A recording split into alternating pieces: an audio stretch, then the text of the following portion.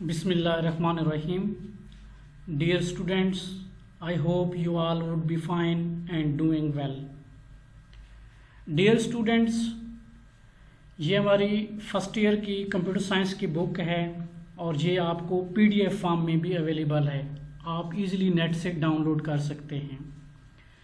तो अगर हम देखें तो फर्स्ट ईयर का हमारा कंटेंट है, इसमें टोटल 10 चैप्टर हैं और आज हम अपना फर्स्ट चैप्टर स्टार्ट करेंगे जिसका नाम है basics of information technology.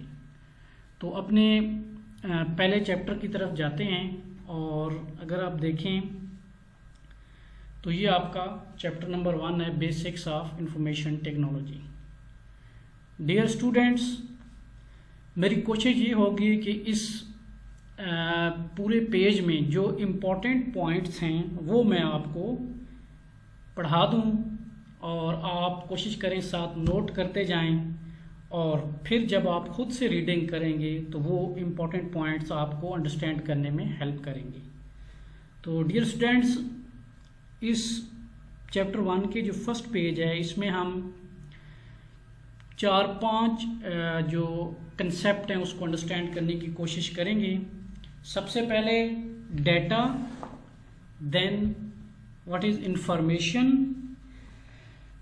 then global village, then what is information technology और लास्ट टर्म जो होगी वो होगी what is network।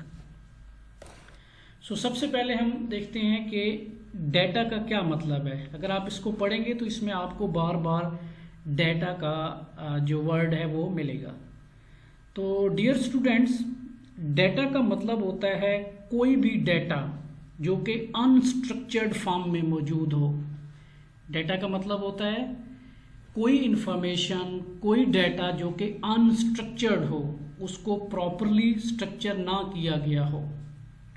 Let's suppose इसकी अगर हम एग्जांपल लें तो आप ने नंबर लिखे हैं 1 से लेके 10 तक, लेकिन आपने क्या किया, उसको तरतीब में नहीं लिखा। सबसे पहले 10 लिख दिया, फिर 8, फिर 5, फिर 7। ठीक है, are you getting my point? तो ये हमारे पास एक डेटा है। जब हम इसको एक तरतीब में लिखेंगे, यानी सबसे पहले 1, फिर 2, फिर 3, फिर 4 एंड 10, तो ये हमारे पास क्या बन जाएगी, इंफॉर्मेशन।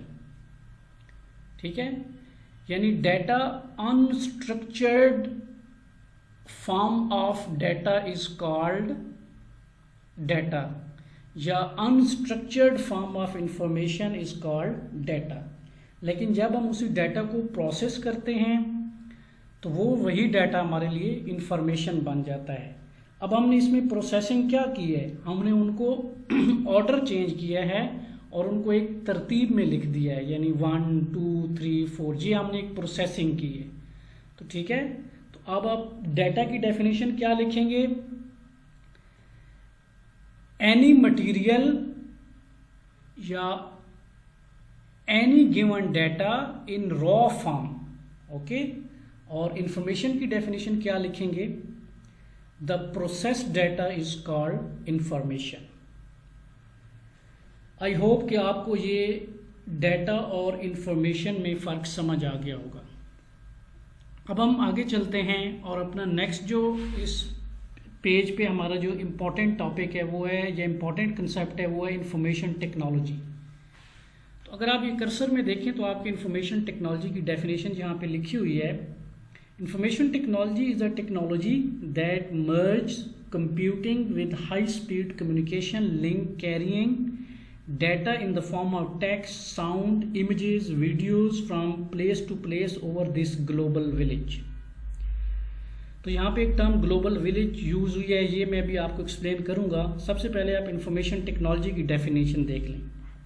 तो डियर स्टूडेंट्स, इंफॉर्मेशन टेक्नोलॉजी का मतलब ये है कि जब आप कंप्यूटर या कोई और इलेक्ट्रॉनिक डिवाइस को यूज करते हुए एक जगह से दूसरी जगह डाटा ट्रांसफ़र करते हैं तो उसको आप इंफॉर्मेशन टेक्नोलॉजी कहते हैं। यानी इंफॉर्मेशन टेक्नोलॉजी बेसिकली क्या है कि ये आपको हेल्प करती है डाटा को ट्रांसफ़र करने में from one place to other place.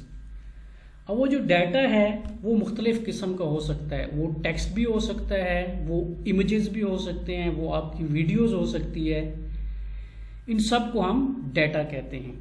तो इंफॉर्मेशन टेक्नोलॉजी आपको हेल्प करती है डाटा को एक जगह से दूसरी जगह ट्रांसफ़र करने में। अच्छा, उसके बाद एक टर्म यूज़ हुई है ग्लोबल विलेज। बेटा सबसे पहले आप इसमें देखें तो एक विलेज है। विलेज का मतलब क्या होता है? एक छोटी सी प्लेस जिसमें सब लोग इकट्ठे होते हैं। और ग्लोबल का मतलब होता है होल वर्ल्ड। तो ग्लोबल विलेज का मतलब है कि ये जो दुनिया है वो एक गांव की मानद हो गई है। It become a village. इसका क्या मतलब है? इसका मतलब है कि आप दुनिया के एक कोने में बैठ के दुनिया के दूसरे कोने में जो कुछ हो रहा है वो आप इजीली देख सकते हैं। ठीक है, तो इसलिए हम इस दुनिया को क्या कहते हैं? आज की वर्ल्ड को हम कहते हैं ग्लोबल विलेज। और उसके बाद एक लास्ट टर्म जो है वो नेटवर्क की है। बेटा सिंपली नेटवर्क जो होता है वो when we connect two or more computer with each other it is called network. जब हम दो या दो से ज़्यादा कंप्यूटर्स को एक दूसरे के साथ कनेक्ट कर देते हैं तो हम उसको नेटवर्क बोलते हैं। तो ये फर्स्ट पेज है आपका और इसमें तकरीबन 5-6 पॉइंट्स हैं जो मैंने आपको बड़ी डिटेल में बताने की कोशिश की है और आई होप कि आपको समझ आ गई होगी। तो आप लोगों ने इसको अच्छी तरह देखना है, इसको समझना है और इसको याद करना है। और अगर आपका कोई क्वेश्चन हो तो आप मेरे से व्हाट्सएप ग्रुप पे ये पूछ सकते हैं। Thank you.